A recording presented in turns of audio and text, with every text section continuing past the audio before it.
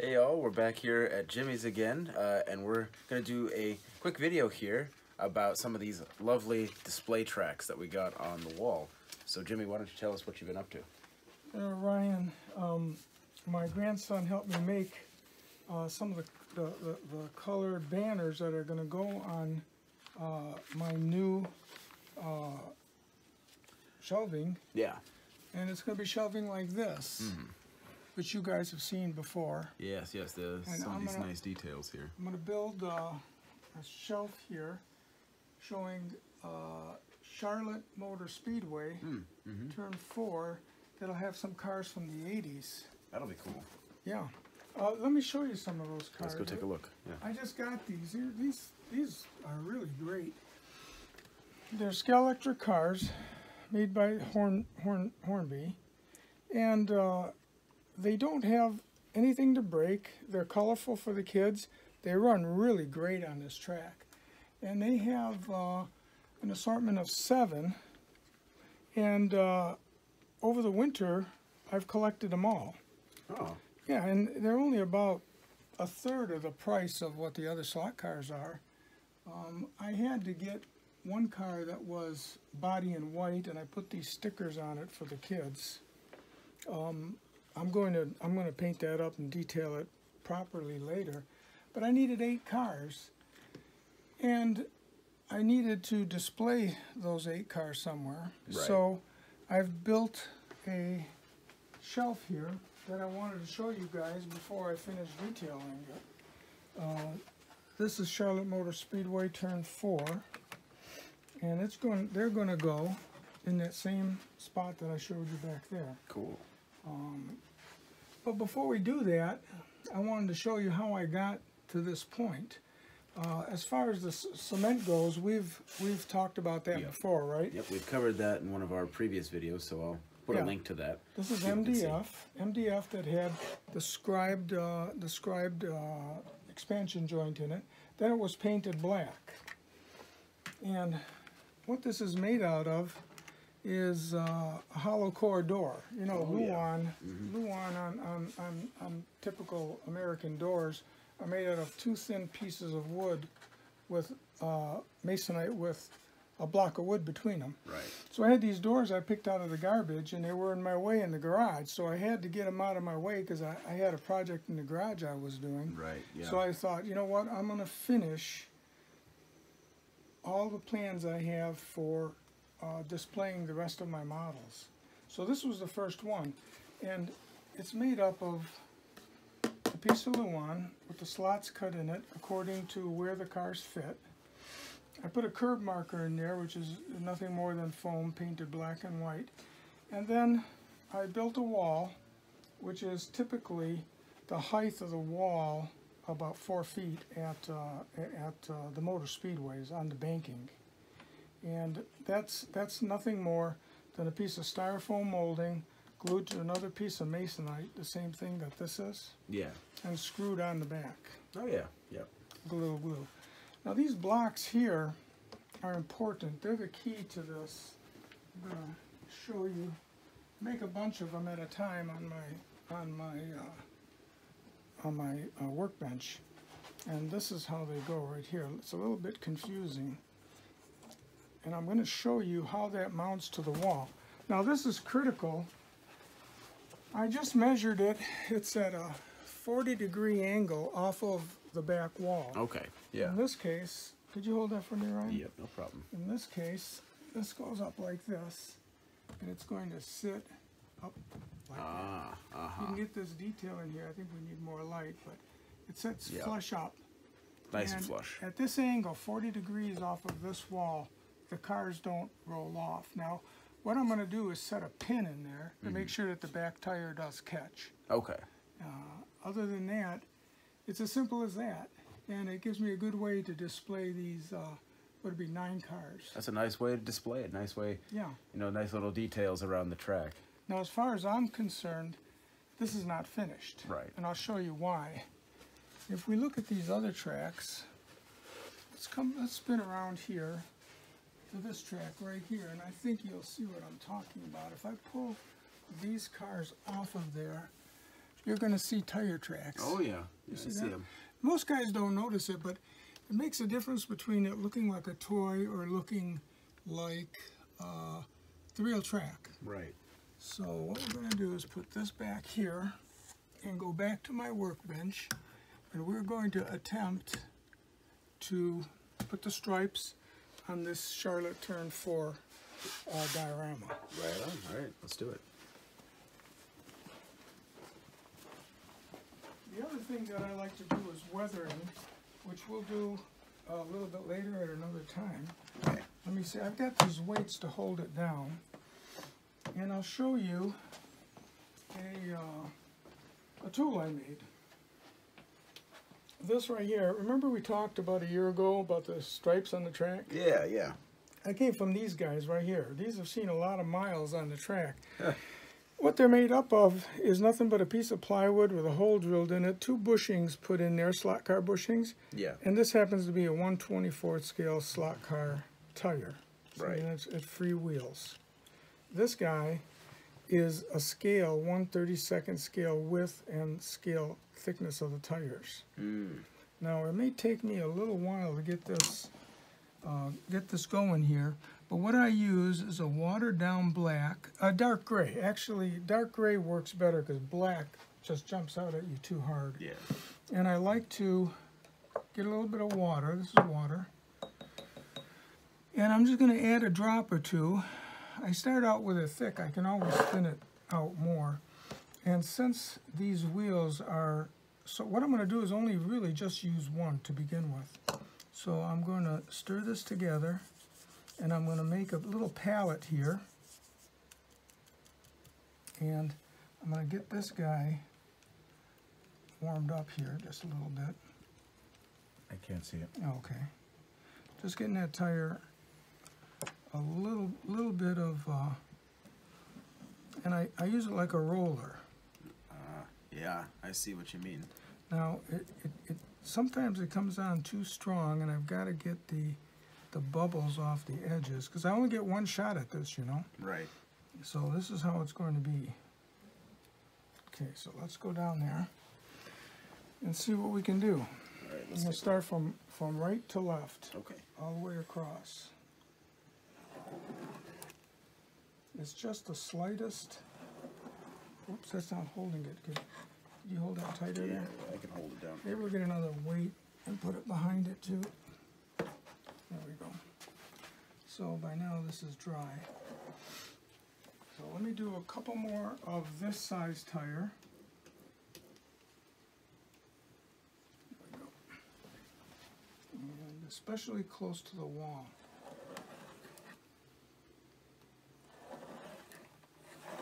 We want them mostly to be as parallel as we can make them. Let's get another one here. Ryan.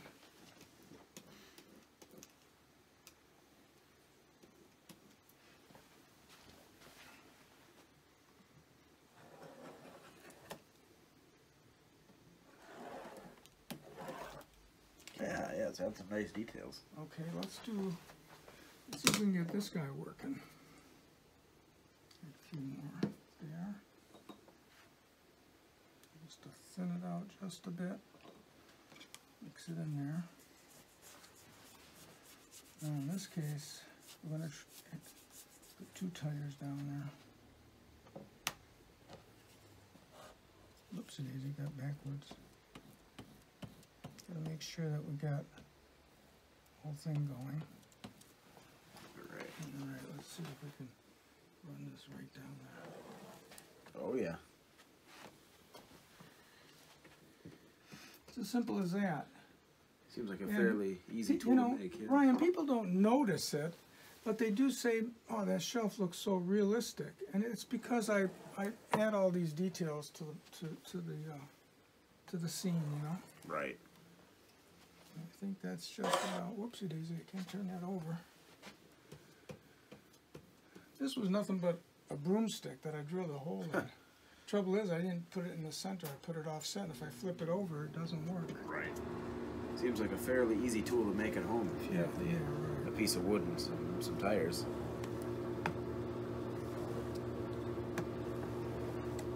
That's Beautiful. it. Very nice. Okay, you know what else I wanted to show you? Yeah. I'm going to put this down. This is what gave me the idea for the Charlotte Motor Speedway Turn 4. That's a black and white picture from the newspaper, but it's actually in blue. I looked it up. Okay. So I tried to emulate that, and we made it from scratch on a piece of paper and cut it out on tape. If we have any viewers who've seen the Speedway in person, they can tell us in the comments how this looks. Yeah, I hope it looks just like the real thing. Right. Let's talk about this other shelf. I was going to ask you, should we put the stripes on that? I'm going to come around here and show you another shelf I'm making, which would be the Brands Hatch Vintage Grand Prix. It's made to go on the far side of the track, and it's made for my collection of cars that I have here. These are all beautiful 1970s and 80s Formula One cars. Oh yeah. And I enjoy them, and I wanted to display them. So my intentions here are to display them on this track with this Brands Hatch banner. Hold on, I haven't seen it. Put it back. This Brands Hatch banner. Very nice. That my grandson helped me design, and they'll be hanging on this. But not before we put the striping on the track, cracks on the asphalt. Yeah. And we shade it. And I can show you the shading a little bit later. A lot of people have asked us about how I use chalk to shade things, and this might be a good opportunity. But for right now, I have my fancy skid mark tool wet and ready to go, so let me put skid marks down on this, shall we? Yeah, let's do it. All right, I'm going to put this aside. And Brian, if you can give me those weights from that side, because the shelf wants to skid forward, so we'll hold this down this way and that way, and then put one behind it. Let me show you guys, it's the same setup here. That piece of thin Luan with the slots cut in it, and this piece of wood to bolster it, and this block, just like these blocks that I have cut ahead at 40 degrees to end up putting it up onto the wall. So at this stage, I'm going to lock this in so it doesn't move on me. I'm going to go back to the pallet and do the same thing. I'll thin this out a bit with a drop or two, and I'm going to take some of the dark gray and set that in there like that. I'm going to get my brush, which is in my hand, and I'm going to prepare a palette to do the same thing for this track right here. Right on. So let's start with these guys, because these happen to be foam tires and they dry pretty quick. So I want to make sure that I can use these before they harden up, because we got to go wash this pretty soon. I'm going to put that down there, and I'm going to roll it in on my palette. Now, if it's real dark, it's definitely a skid mark.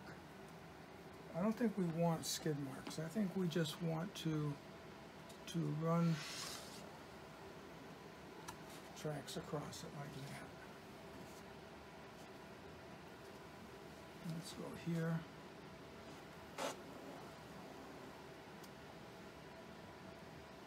See how that looks like a skid? Yeah.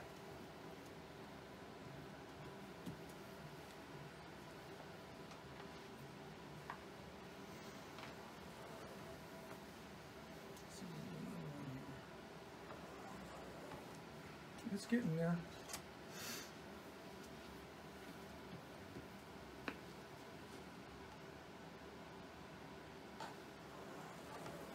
I think you guys get the idea. It begins to look more like a real track.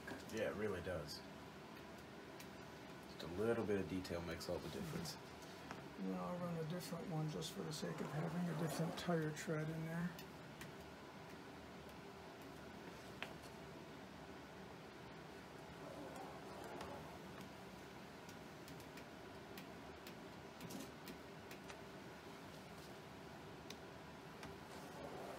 I've also used this one with white paint. Actually, this one, see, this is foam. Yes.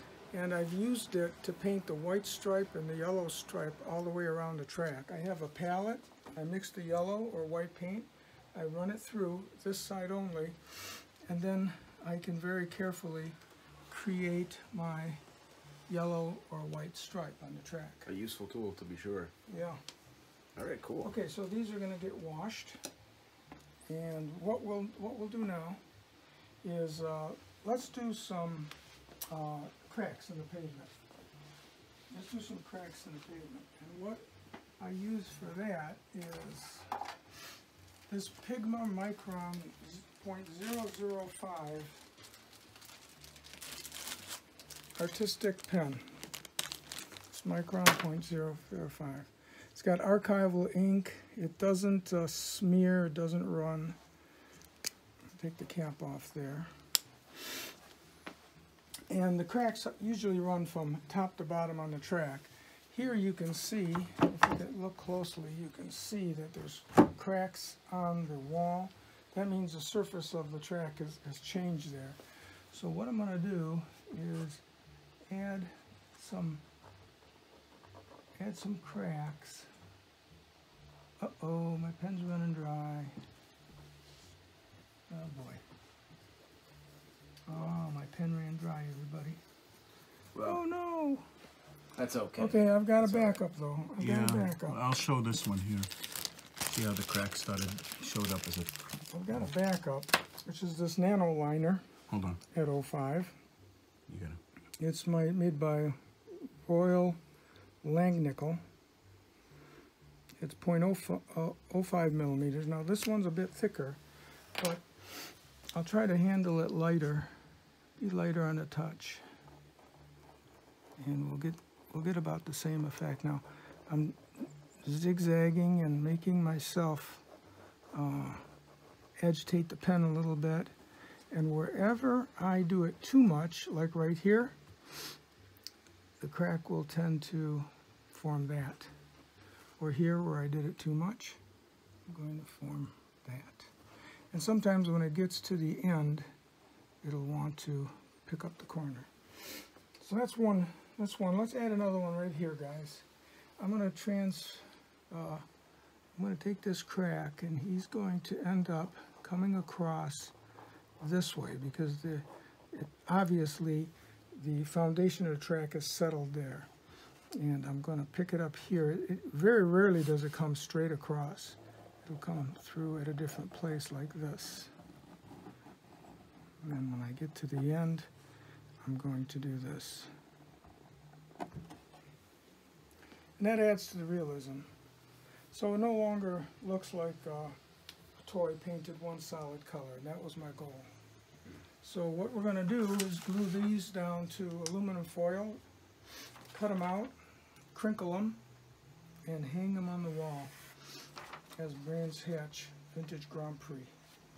And on that will be displayed these cars right here. After I shoot this with dull coat.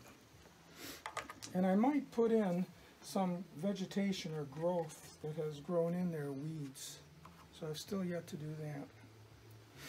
So if we can get back to this side, I wanted to show you how I go about shading it. And let me show you what we're shooting for. This is our goal. Come on over here, Ryan, and take a look at this. Get a pencil here. You see here, you notice that the speedway has dirt streaks coming down. Again, Yeah. people don't notice it, but it makes it look more realistic. And then streaking coming down out of those cracks. So that's what we're going to try to accomplish right here and right now with some chalk. All right, let's give it a try.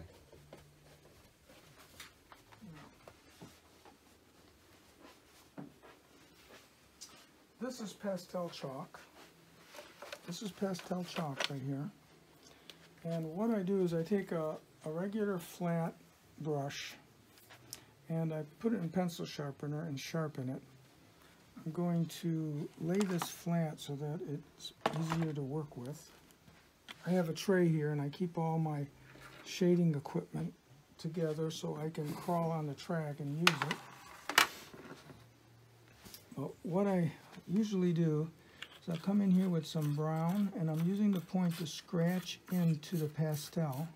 You can buy these at art supply stores or even Walmart, and Myers has this stuff. And then I need something to pounce on, which I think I'll just go ahead and use. Whoopsie daisy, almost ruined that. I'll use this right here. Okay.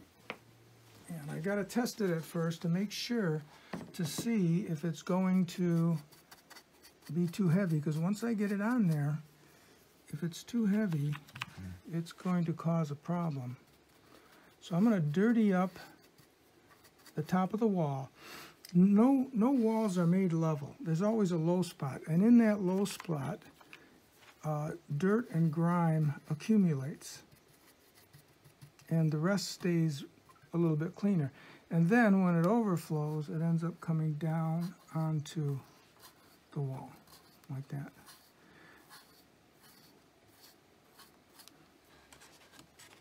I'll continue all the way along. If it's something I don't like, I can use my finger and pull it off, and we're going to shoot this with dull coat and make it more permanent later on. Also, I have smudge pencils that artists use with chalk. I'm going to open up this little bag and get out some of this chalk if I can. If I can get my old fingers to operate. There we go.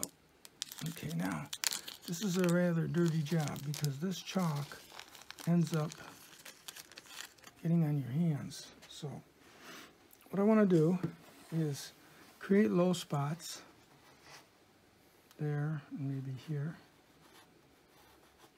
And I'll do it again here. And I'll do it right here. And maybe right here. I'm going to put that down and get my smudge pencil, and I'm going to smudge it over like this. And when the chalk gets on the smudge pencil, then I'll begin to streak it down. Now it's very important that it goes straight up and down, because that's the way water runs down it. So that's what I'm doing there. So I'm going to accentuate this a little bit. Maybe do a little smudge there. And on the blue, actually, Ryan, doing it on blue is a little bit difficult to do a show and tell. Yeah, yeah. But you get the idea where it comes down across this That's white. looking good. Yeah. So this will take me about 10-15 minutes or so to do, and I'm sure we're boring people to death. They get the idea of what that does. And then I'm going to take my brush, pick up some brown and black.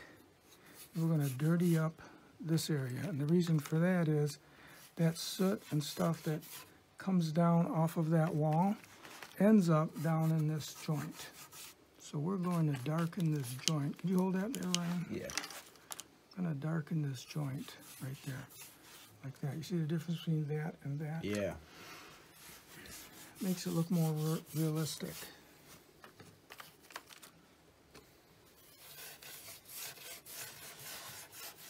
And everywhere around the racetrack, wherever there's walls coming together, it's always dirty because you can't get in there and clean it. So Right. that's what we're doing right there. So between this wall and that streaking, that's how I go about using the chalk. Looking great. Then I'll take dull coat, which this is the new label for dull coat. It's Tester's dull coat, spray acrylic lacquer. The only place it says dull coat is on the cap, which I removed. So I always write it so I can tell the difference between that and other paints. And I'll give it a shot, and it will be shiny for about 5 minutes, and then every bit of this will come to life because it brings everything together. Very nice. And once we get that done, we'll be able to hang it up. Maybe that's what we'll do later, eh? Yeah, sounds great. Okay. All right, well, thank you very much for showing us. That was really awesome. These little shelves add just a hint of detail around the track, so it's a really cool way to display the cars. And, you know, seems like, you know, you got the material on hand, you might as well, you know, so that was really awesome. Thank you so much. You're welcome. You're welcome. All right, then. So, for the rest of you all out there, thank you all for watching very much, and we hope to see you next time. Signing off.